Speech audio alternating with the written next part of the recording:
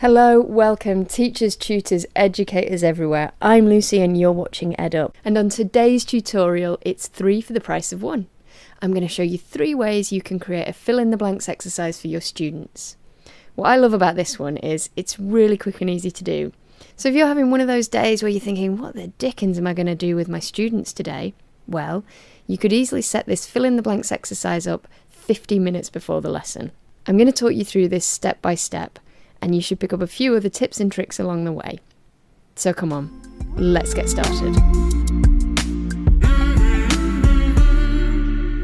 In today's quick session, I'm going to show you how you can use the screen capture tool to import a fill-in-the-blanks exercise, and how you can then use the pen tool or the type tool to fill in those blanks. I'm also going to show you that from the gallery you can import your own image. So if you have a photograph of a book or your own capture that you want to bring in, you can do that.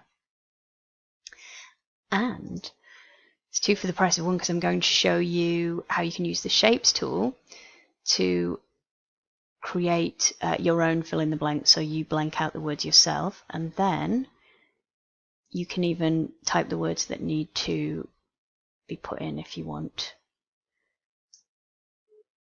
So lots to cover. Tools we will be looking at are screen capture again, shape tools, the pen tools again, and the text tool. And we'll be looking at the gallery again in a little bit more detail, and how to order shapes in layers so that things like this don't happen. It's disappeared. See? Okay, let's get boarding. As always, let's start at the start. Open up Smart Notebook. If you don't see a shortcut, type it in here and you should be able to navigate to it from there. Once we're in this screen, I'll have a quick rundown. The tools are up here at the top, but you can move that bar to the bottom if you want to, using this arrow tool here. And again, the page navigation and the page tools are on the left, and you can move that to the right using that arrow tool if you want to. Quick note on this grey bar here, these are my pages of my document. Down here have auto hide selected, so if I click into the page, that panel disappears and I can get it back by clicking on these tabs. If you don't want to do that, if you don't want it to auto hide, just deselect that box.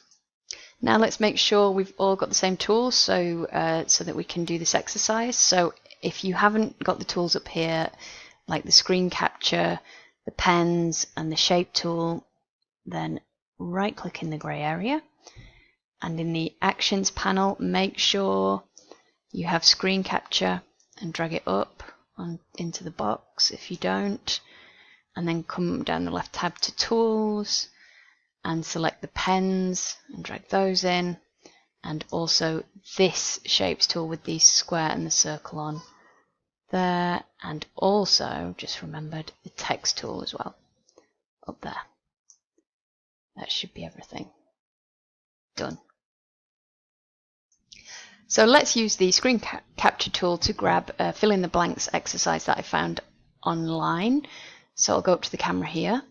Brings up this dialog box here. I will make sure that capture to a new page is deselected, so not ticked.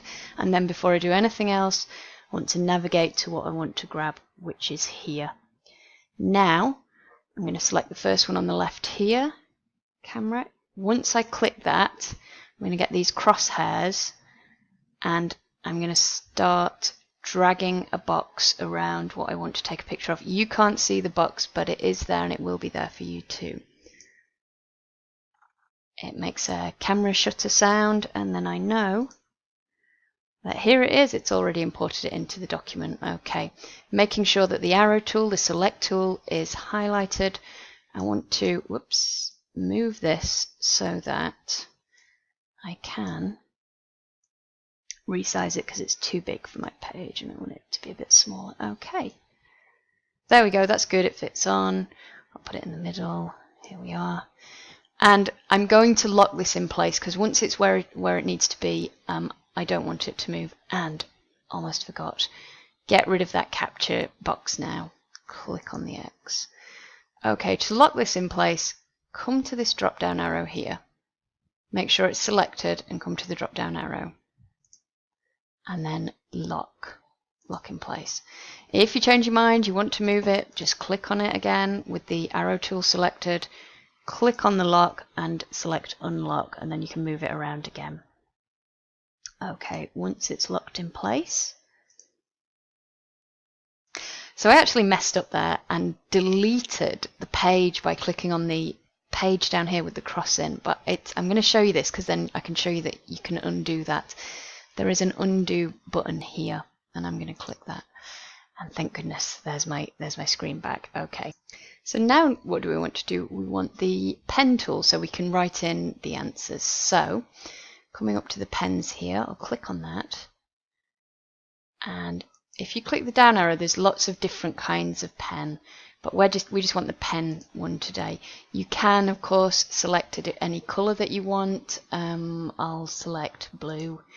You can also change the colours here. There are more variety of colours in there, but I'm happy with the blue pen, and so I can just write in here. There we go. Another option is to use the text tool. There is a remote keyboard which you could pass around the classroom. So if you click on text and then round about where you want it to be, and then you're going to have to resize it, probably maybe 12. There we go, and then move it. This is a bit more faffy, I think, but anyway, we'll try. So okay, and then type, and you can use the text tool that way as well. And as I say, once you've typed it, always go back to the select tool before you click on the next place that you want to start typing. One thing to note about the difference between using the pen tool and the type tool: if you want to rub out anything that's been written, you can select the eraser tool and just go over it, but it will not delete the type. So you could use that to your advantage, or not. Now let's move on to a couple of things that we haven't seen before.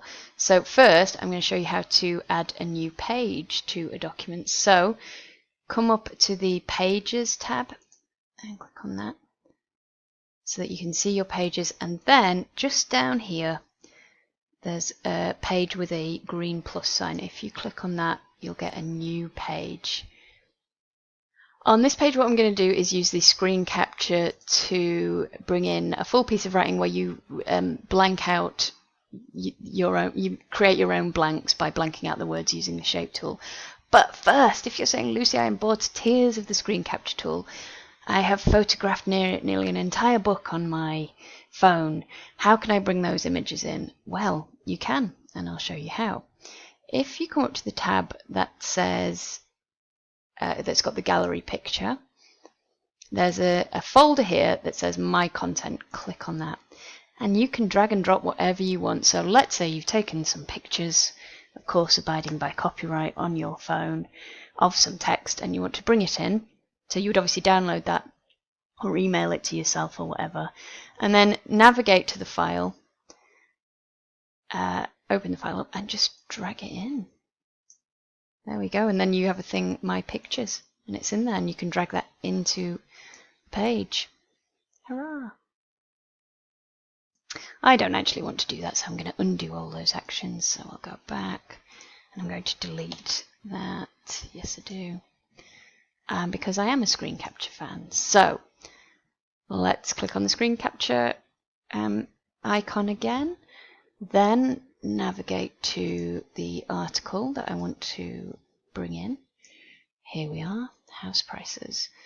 Again, capture to new page is not ticked.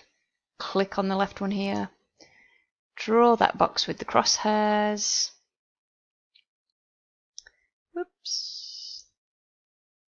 Wait for the shutter, and here it is. And then, as always, making sure the select arrow is highlighted. Need to resize this. There we go.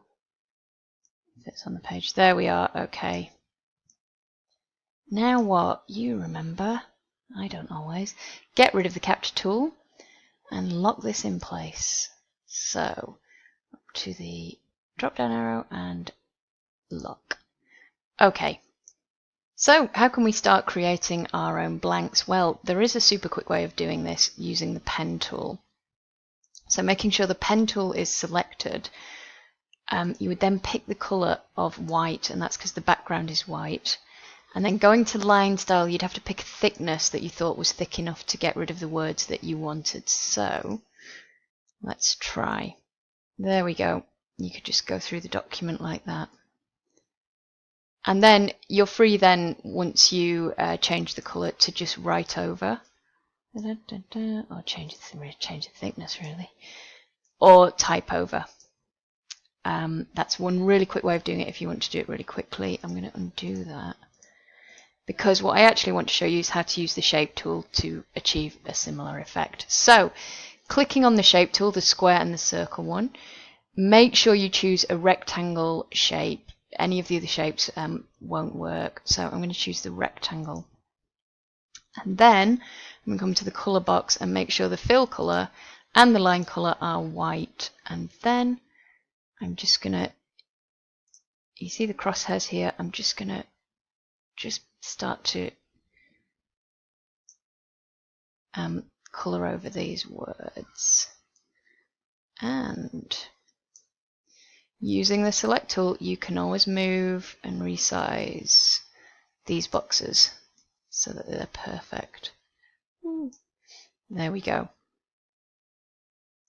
Once you have them all done, remember to lock them in place. Otherwise they can move all over. And now with the pen tool or whatever, you can write over them. Or the type tool, type over them. Or, if you want to get smart about it, you can type the words in a box at the side. Okay, 12. And students can then drag and drop into the correct place if you want to do that. So, what if you do have one that you want to drag and drop, but it goes behind the box that you've created? Well, all you need to do in that case is select either the word or the box, and you need to change the order of it. So, selected, go to the arrow, and here it says order, and you just want to say, if it's the word, you want to say bring it to the front. If it's the box, say send it to the back. So I'll bring it to the front, it's the word, and then there we are, it's in front of the box. If you really want to get super smart with this, you can use the activity builder here, and if you do that and you drag the word in, you will be able to create a function that says it accepts the word or it rejects the word if it's the right or wrong word.